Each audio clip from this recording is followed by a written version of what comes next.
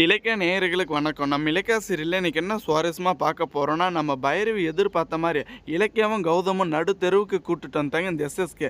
கண்டிப்பா இந்த எஸ்எஸ்கேவோட சுயரூபம் கூடிய சீக்கிரத்துல இந்த தாக்ஷாயணிக்கும் இந்த கார்த்திக்கும் தெரிய வரணும்னு நினைக்கிறவங்க மறக்காம இந்த வீடியோக்கு லைக் பண்ணுங்க.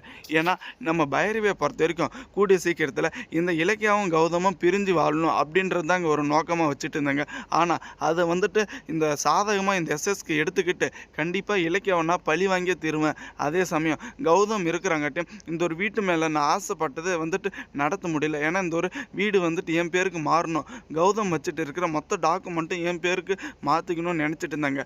ஆனால் அது நம்ம இலக்கியா இருக்கிறாங்கட்டும் ஒருபோதுமே வந்துட்டு சாத்தியமாக நடந்தது இல்லைங்க. அதனால் இப்போ இலக்கியாவும் கௌதமும் அந்த ஒரு வீட்டை விட்டு வெளியே அனுப்புனது மட்டும் இல்லாமல் இப்போ நம்ம அஞ்சலி கிட்ட வந்துட்டு கண்டிப்பாக அஞ்சலி உங்கள் புருஷன் பேரில் இருக்கிறது எப்போ என்னன்னா இந்த இலக்கியாவும் கௌதமும் சதி திட்டம் பண்ணி மாற்றிடுவாங்க, அதை கொஞ்ச நாளைக்கு என் பேரில் நீ மாற்றி வை அப்படின்ற மாதிரி சொல்லி திட்டம் போட்டு திரும்ப இந்த மொத்த டாக்குமெண்ட்டுமே நம்ம எஸ்எஸ்கேவோட பேரில் மாற்றிக்கிட்டு கண்டிப்பாக இந்த அஞ்சலியும் இந்த கார்த்திக்கும் வீட்டை விட்டு வெளியே அனுப்ப போகிறாங்க. கூடிய சீக்கிரத்தில் இந்த ஒரு உண்மை நடக்க தாங்க போகுது.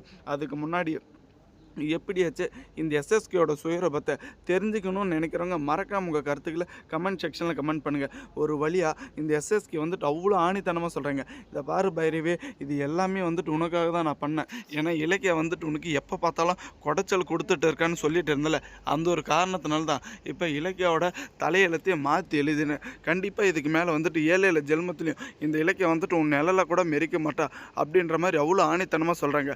ஆனால் கூடிய சீக்கிரத்தில் இவங்க எல்லாருக்குமே வந்துட்டு தயாராக இருக்குங்க. ஏன்னா இப்போ இருக்குமே நம்ம இலக்கியோட சுயரூபத்தை இப்போ இருக்குமே யாருமே இவங்க புரிஞ்சுக்கல. நம்ம நம்பிக்கை வச்சுட்டு இருந்தாங்க இந்த பைரவி மேலேயும் இந்த அஞ்சலி கார்த்திக் மேலேயும். ஆனால் அந்த நம்பிக்கை வந்துட்டு சுக்குநூறாக உடைச்சிட்டாங்க இந்த பைரவி. இப்போ எல்லாத்துக்குமே வந்துட்டு ஒரு பழியை அனுபவிக்க தான் போகிறாங்க. ஏன்னா கூடிய சீக்கிரத்தில் பார்த்தீங்களா நம்ம ரேவதி அம்மாவுக்கு நடந்த துரோகத்தை பற்றி தாங்க எல்லாருக்கும் தெரியப்படுத்த போகிறாங்க. ஏன்னா இந்த எஸ்எஸ்கேயோட சுயரூபம் இன்னும் இந்த தாக்ஷாயணிக்கு தெரிய வரல.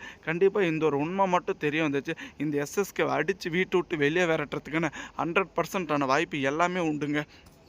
ஏன்னா ஆரம்பத்தில் நம்ம தாக்ஷாயணியை எனக்கு தெரியாமல் வந்துட்டு ஏதாச்சும் ஒரு உண்மை மட்டும் மறைச்சிருந்தா எனக்கு தெரிய வந்துச்சு, கண்டிப்பாக நீ இருக்கிறது அன்றைக்கி தான் கடைசின்னு நல்லாயிருக்கும். இந்த இலக்கிய ஆரம்பத்தில் இந்த வந்துட்டு அடிமை மாதிரி நடத்திட்டு இருக்கா, எனக்கு என்ன கொஞ்சம் சந்தேகமாக இருக்குது, என்கிட்ட ஏதாச்சும் மறைச்சிருக்கா அப்படின்ற மாதிரி கேட்டுட்டாங்க. ஆனால் அந்த எஸ்எஸ்கே இருந்துக்கிட்டு அப்படிலாம் இல்லை, உங்ககிட்ட நான் எதுக்கு போய் சொல்ல போகிறேன் அப்படின்ற மாதிரி சொல்லி கழிச்சிட்டாங்க.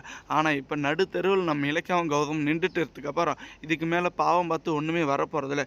கண்டிப்பாக இந்த ஒரு விஷயத்தை அத்தனை சொல்லிட்டு போகிறேன் அப்படின்ற மாதிரி நம்ம ரேவதிக்கிட்டையும் சொல்லிட்டு இருக்காங்க.